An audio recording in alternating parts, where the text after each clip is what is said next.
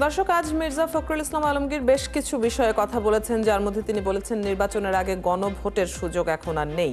নির্বাচনের দিনই গণভোট হবে, দুটি ব্যালট থাকবে, একটি গণভোটের জন্য আর একটি জাতীয় সংসদের জন্য। এই প্রস্তাব এবং আনুষঙ্গিক বিভিন্ন বিষয় নিয়ে আমরা আলাপ করব। তিনি আরো বলেছেন যে এই বিষয়ে কারো দ্বিমত থাকার কথা নয়, নির্বাচন বানচালের জন্য একটি মহল উঠে পড়ে লেগেছে, তারা বিভ্রান্তি ছড়াচ্ছে। চলুন আমরা আলাপে যাই। আমাদের সাথে বিএনপির কেন্দ্রীয় কমিটির প্রশিক্ষণ বিষয়ক সম্পাদক ABM মোশাররফ হোসেন আছেন ইসলামী আন্দোলন বাংলাদেশের যুগ্ম মহাসচিব অধ্যক্ষ মাওলানা শেখ ফজলে বারী মাসুদ। আপনাদের স্বাগত জানাচ্ছি সংবাদ যোগে। আমি শুরুতে ABM মোশাররফ হোসেনের কাছে জানতে চাইব যে আজ মহাসচিব যে বললেন দেশে চলমান রাজনীতিতে চলমান যে সংকট, তার জন্য অন্তর্বর্তী সরকারই দায়ী। এই বিষয়ে আপনার মন্তব্য জেনে নেব শুরু। ধন্যবাদ আপনাকে, ধন্যবাদ একাত্তর টিভির দর্শক শ্রোতা। আসলে আমরা বিএনপির পক্ষ থেকে স্পষ্ট ভাষায় বলেছি যে ঐক্যমত কমিশনের যে সিদ্ধান্ত হয়েছে সেখানে বিএনপি অধিকাংশ প্রস্তাবে একমত হয়েছে, কিছু কিছু জায়গায় নোট অফ ডিসেন্ট দেওয়া হয়েছে। এবং আপনারা জানেন ঐক্যমত কমিশনের যেই স্বাক্ষর অনুষ্ঠান হয়েছিল সেখানে কিন্তু এই নোট অফ ডিসেন্ট সহ কিন্তু সেই কার্যপত্রে সেদিন রাজনৈতিক দলগুলি স্বাক্ষর করেছিল। আমরা বিএনপিও পক্ষ থেকে আমাদের মহাসচিব যারা মির্জা ফখরুল ইসলাম সালাউদ্দিন আহমেদ আজকে স্বাক্ষর করেছে। কিন্তু দেখবেন এই ঐক্যমত কমিশনের এই রিপোর্ট যখন প্রধান উপদেষ্টার কাছে সাবমিট করা হলো, তখন আমরা দেখলাম যে ওখানে নোট অফ ডিসেন্টের কোনো কথা উল্লেখ করা হয়নি। অর্থাৎ তাহলে বোঝা যায় বিএনপি এই ঐক্যমত কমিশনের আলোচনার যে বিষয়গুলিকে দ্বিমত পোষণ করেছে অথবা নোট অফ ডিসেন্ট দিয়েছে সেগুলি এখানে অস্বীকার করা হয়েছে। অর্থাৎ বিএনপির পক্ষে স্পষ্ট কথায় বলা হয়েছে যে বিষয়ে আমরা স্বাক্ষর করেছিলাম সেই বিষয়টাকে লুকিয়ে আজকে বিএনপির সাথে একটা প্রতারণা করা হয়েছে, যেটা কোনোভাবে মেনে নেওয়া যায় না। এটা হলো একটি বিষয়। অন্য একটি বিষয় হলো যে আজকে বাংলাদেশের মানুষ নির্বাচনমুখী, যে আগামী দিনের জাতীয় সংসদ নির্বাচনের জন্য বাংলাদেশ মানুষ মুখী আছে, তারা নির্বাচনের মাধ্যমে তাদের নির্বাচিত সরকার দেখতে চায়। আজকেও দেখলেন যে আপনি যেটা উপস্থাপন করেছেন যে জাসদের আলোচনা সভায় অধিকাংশ বক্তা বলেছে তারা দ্রুত নির্বাচনে, এমনকি জানুয়ারিতে নির্বাচন হলেও তাদের কোনো আপত্তি নেই। কিন্তু সরকার এবং দেখবেন কোন মহল ইদানিং একটা দাবি তুলেছে এর আগে গণভোট হতে হবে। এখন বাংলাদেশের রাজনৈতিক প্রেক্ষাপট বিবেচনায় আমাদেরকে কিন্তু সিদ্ধান্তগুলি নিতে হবে। আজকে যদি আপনার ফেব্রুয়ারিতেও নির্বাচন হয় তাহলে আমাদের সামনে আছে মাত্র 2টি মাস। কারণ যদি ডিসেম্বরে তফসিল ঘোষণা হয় তাহলে আপনার জানুয়ারিটা সম্পূর্ণ প্রচারটা চলবে এবং ডিসেম্বর মাসে নমিনেশন সাবমিট থেকে শুরু করে এই সকল কর্মকাণ্ডে রাজনৈতিক দলগুলি ব্যস্ত থাকবে। সেক্ষেত্রে এর আগে কোন প্রক্রিয়া বা কোন ভাবে আপনি গণভোট করবেন সেটা একটা অসম্ভব বিষয়, যার জন্য বিএনপির পক্ষ থেকে অনেক বিজ্ঞজনরা বলেছে যে একই দিনে আপনি গণভোট এবং জাতীয় সংসদ নির্বাচন হতে পারে। এবং এখানে দুটো লাভ আছে। একটা লাভ হলো গণভোটে যদি বাইশের কোনো কারণে না সূচক কোনো ভোট পড়ে সেইটাও অ্যাভয়েড করা যায়, কারণ সংসদ নির্বাচনে আপনার ভোট কাস্টিংটা অনেক বেশি হবে এক। আর অন্যদিকে হলো যে আমাদের আর্থিক ভাবেও কিন্তু আমরা অনেকটা সাশ্রয় লাভ করবো, কারণ বাংলাদেশের অর্থনীতির অবস্থাটা কিন্তু খুব বেশি ভালো না।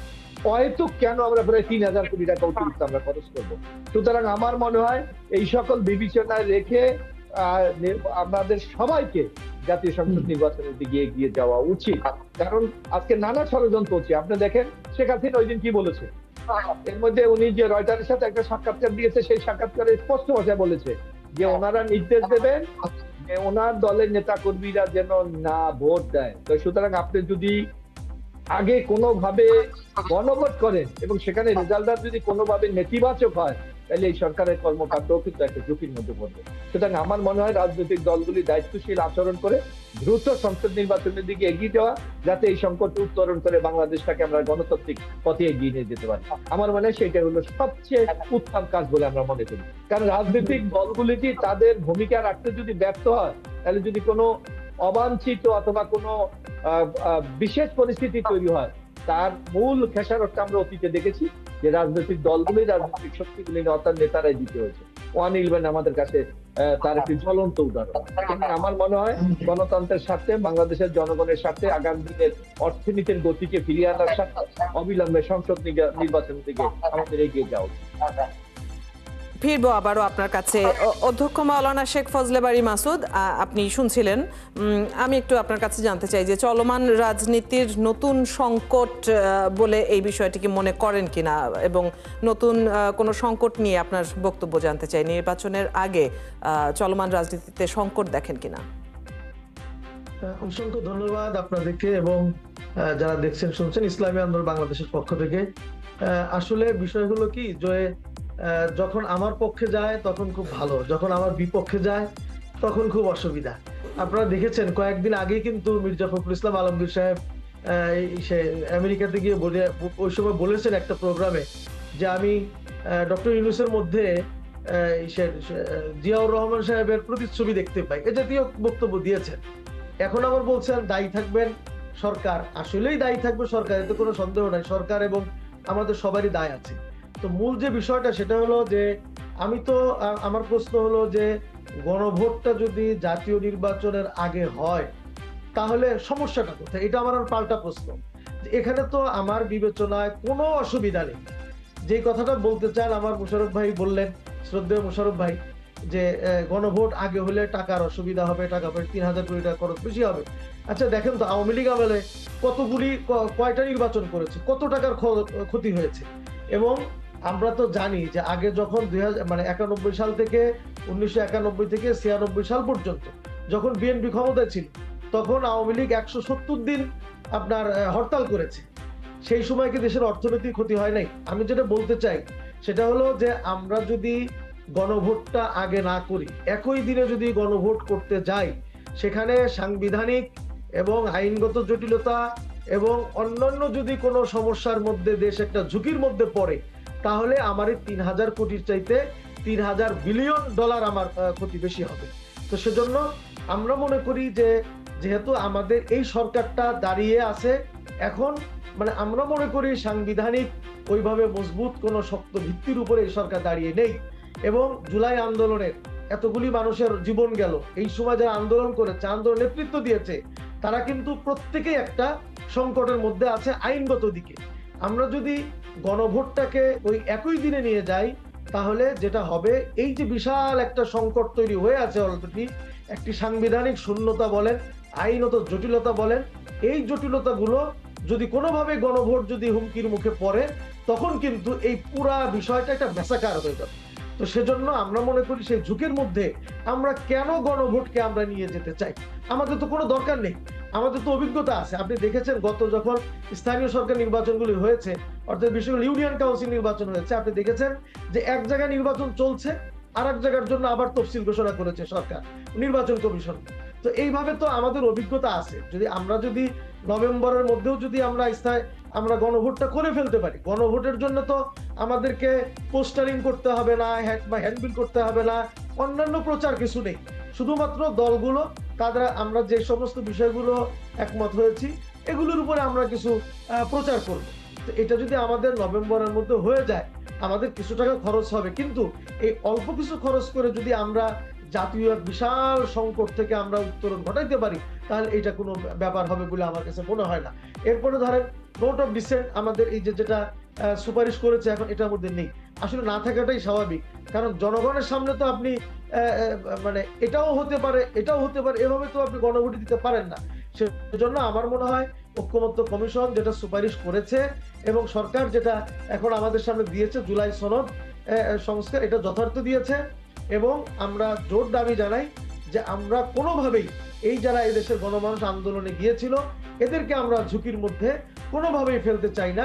অবশ্যই আমাদের আগেই গণভোটটা করে ফেলা দরকার।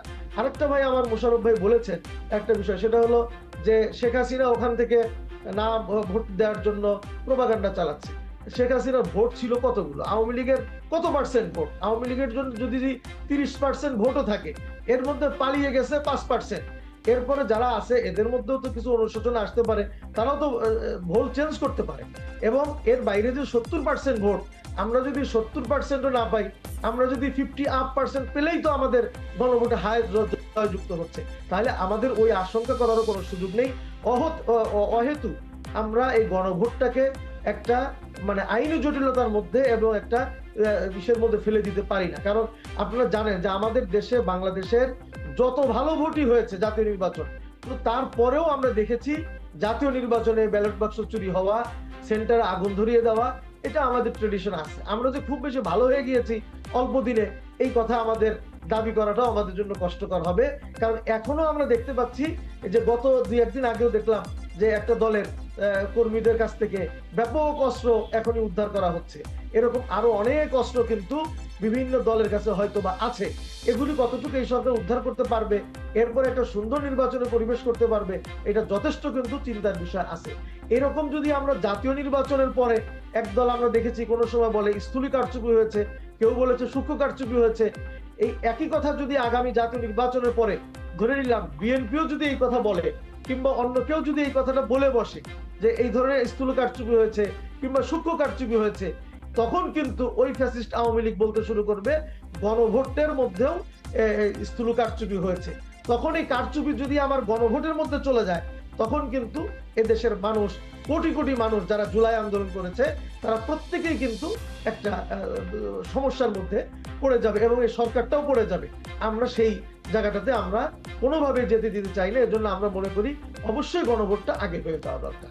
আচ্ছা, অধ্যক্ষ মাওলানা শেখ ফজলে বারী মাসুদের আমরা বক্তব্য শুনছিলাম এবং এবিএম মোশাররফ হোসেনও নিশ্চয়ই শুনছিলেন। নির্বাচনের দিনই গণভোট হওয়ার যে প্রস্তাব, সেই প্রস্তাবকে তিনি তার মতামত দিয়ে বলেছেন যে ওটা কেন প্রস্তাবটি ভালো হয়নি। আপনি শুনছিলেন, আপনার কাছে যুক্তি খণ্ডানোর মতো কিছু থাকলে জানাবেন। না, অবশ্যই এখানে দেখবেন বাংলাদেশ ইসলামী আন্দোলন এরা আগে থেকেই এই ধরনের একটি বক্তব্য দিয়ে আসছে, কিন্তু বাস্তবতা চিন্তা করতে হবে। আপনাকে দেখেন, আমরা যদি একেবারে আমাদেরকে জাতীয় স্বার্থটা এখানে সবার আগে দেখতে হবে। এখানে আজকে লক্ষ্য করবেন আমরা কেন বলেছি, কারণ রাজনৈতিক দল আমাদের অতীত অভিজ্ঞতা যদি আমরা দেখি, বাংলাদেশে ইতিমধ্যে 3টি গণভোট হয়েছে। একটা হলো শহীদ রাষ্ট্রপতি জিয়াউর রহমানের আমলে, একটা হোসেন মোহাম্মদ এরশাদের আমলে, আর একটা 1992 সালে। আপনি দেখবেন এই গণভোটগুলির আমাদের খুব একটা উপস্থিতির পরিমাণটা খুব একটা ভালো হয়নি, এবং তখন কিন্তু এই সকল বিষয়ে কোনো দ্বিমত ছিল, তারপরেও কিন্তু আমাদের উপস্থিতির হার খুবই কম ছিল। কিন্তু আজকে আপনার লক্ষ্য করবেন, যদি আমরা কোনো কারণে এখানে উপস্থিত থাকার নেতিবাচক হয়, সেটা কিন্তু আমাদের যারা প্রতিপক্ষ অর্থাৎ জুলাইয়ের গণ অভ্যুত্থানের যে স্পিরিটটা কিন্তু প্রশ্নবিদ্ধ হবে, যার জন্য আমরা হয়তো একটা ঝুঁকি নিতে চাই। বরং এবার জাতীয় সংসদ নির্বাচনে আমরা মনে করি বাংলাদেশের মানুষ দীর্ঘদিন পর ভোট দিতে যাচ্ছে, তাদের মধ্যে একটি ভোট দেওয়ার একটা আকাঙ্ক্ষা আছে, 30টা আছে, তারা অবশ্যই ভোট কেন্দ্রে যাবে। এবং আরেকটি ব্যাপার, আপনার এই গণভোটের মাধ্যমে যে রায়টা আমরা পাবো, এটা কিন্তু জাতীয় সংসদে বাস্তবায়ন করতে হবে, কারণ অনেকগুলি কনস্টিটিউশনাল অ্যামেন্ডমেন্ট দরকার হবে, কোনগুলি অন্য অ্যামেন্ডমেন্ট দরকার হবে, এগুলির মাধ্যমে কিন্তু এটা আইনে পরিণত করতে হবে। যেখানে সংসদে এই কাজগুলি আমাদের করতে হবে, সেখানে হয়তো কেন আমরা সেই সংসদ নির্বাচনকে বিলম্বিত করব। বরং বাংলাদেশে বর্তমান অর্থনৈতিক অবস্থা, বাংলাদেশে স্থিতিশীলতা, আইন শৃঙ্খলা, সকল কিছু যদি আমরা বিশ্লেষণ করি, তাহলে আমরা দেখতে পারবো যে বাংলাদেশে এই মুহূর্তে বাংলাদেশের মানুষের মূল আকাঙ্ক্ষাটা কিন্তু নির্বাচন। আপনি দেখেন, কিছুদিন আগে আমরা দেখেছিলাম যে বাংলাদেশের একটা জরিপে দেখিয়েছে প্রায় ৭৬% লোক বাংলাদেশে এখন জাতীয় সংসদ নির্বাচন চায়। সুতরাং এই অবস্থার মধ্যে আপনি কেন আমরা ঝুঁকির মধ্যে যাবো, এই জিনিসটা আমাদের রাজনৈতিক দলগুলি বিবেচনা করা উচিত। যদি এটা বিবেচনা না হয়, তাহলে হয়তো আমরা আরেকটা ঝুঁকির মধ্যে আমরা পড়ে যেতে পারি। আমি একটু বলতে চাই, আমার মোশাররফ ভাইয়ের কথার সাথে আমি একটা উত্তর দিতে চাই। সেটা হলো যে ভাই বললেন যে আমাদের উপস্থিতি কম হবে, আবার কিন্তু মোশাররফ ভাই বললেন যে দেশের মানুষ মুখিয়ে আছে ভোট দেওয়ার জন্য। না, সেটা জাতীয় সংসদ নির্বাচনের জন্য, জাতীয় সংসদে। হ্যাঁ, আপনি বলেছেন জাতীয় সংসদ নির্বাচনের জন্য। আমি যদি আপনি প্রথম অংশটা ধরে নেই যে মুখিয়ে আছে ভোট দেওয়ার জন্য, তাহলেও কিন্তু এদেশের মানুষ ভোট দিবে। এক, দ্বিতীয় বিষয় হলো যে আগের গণভোটগুলোর সাথে এটাকে কোনোভাবেই মিলানো যাচ্ছে না। এ কারণে যাচ্ছে না যে আগের গণভোটগুলো ছিল একটা সিচুয়েশনে, এখন মানুষ গণভোটের কারণে, গণভোটের জন্য, ভোট দেওয়ার জন্য সেন্টারে যাবে সে তার নিজের সেফটির জন্য। কারণ সে জানে যে আমি যদি গণভোটটা না দেই, গণভোটে যদি জয়যুক্ত না হয়, তাহলে আমরা যারা এদেশে আন্দোলন করেছি আমরা জানি যে এদেশে অধিকাংশ মানুষ শুধুমাত্র আওয়ামী ফ্যাসিস্টের সুনির্দিষ্ট তারা কিছু ছাড়া সকলেই আন্দোলনে গিয়েছিল। কাজেই তারা প্রত্যেকেই বিপদে পড়বে যদি গণভোটে জয়যুক্ত না হয়। কাজেই প্রত্যেকেই তার নিজের সেফটির জন্যই সে ভোট কেন্দ্রে যাবে, হাতে ভয় ভোট দেওয়ার জন্য সে কিন্তু যাবে। কাজেই উপস্থিতি কম হবে, এটা আশঙ্কা করার কোনো সুযোগ নেই। এবং আমি আবারও বলছি যে গণভোট আগে না দেওয়ার এটার কোনো কারণ নাই, একমাত্র যেটা মোশাররফ ভাই বললেন অর্থনৈতিক কারণ। ৩,০০০ কোটি টাকা বাংলাদেশে যদিও অনেক টাকা, কিন্তু আমরা এর চাইতে আরো বিলিয়ন বিলিয়ন টাকা আমরা অপচয় করেছি, নষ্ট করেছি। এটা জাতির স্বার্থে এই ৩,০০০ কোটি টাকা খুব বেশি হবে বলে আমার মনে হয় না, এবং ৩,০০০ কোটি টাকা লাগবে না। এখানে যদি ব্যালটের অত ব্যাপকতা নাই, এখানে আরো কম খরচেই আমরা এই গণভোটটা করতে পারবো। এত খরচ আমাদের এই গণভোটে হবে বলে আমরা মনে করি না। এজন্যই আমরা বলি গণভোটটা আগে হওয়া দরকার। গণভোট প্রসঙ্গে আপনাদের দুইজনের মতামত আমরা শুনছিলাম, এবং খুব স্বাভাবিকভাবেই সেখানে ঐক্য আসার কোনো কারণ নেই। আমি আরেকটি বিষয় নিয়ে একটু জানতে চাই, যেটি এবিএম মোশাররফ হোসেনের কাছে জানতে চাইবো, যে নির্বাচন বানচালের জন্য একটি মহল বিভ্রান্তি ছড়াচ্ছে, এমনটি আজকে মহাসচিব বলেছেন, বিএনপির মহাসচিব। কোন মহলটিকে তিনি বুঝিয়েছেন, কিংবা আপনিও এরকমটি মনে করেন কিনা? না, এটা তো আমরা স্পষ্ট ভাষায় বলেছি। আজকে দেখেন এই নির্বাচনকে বানচাল করার জন্য আজকে নানা ধরনের ইস্যু কিন্তু সামনে নিয়ে আসা হচ্ছে।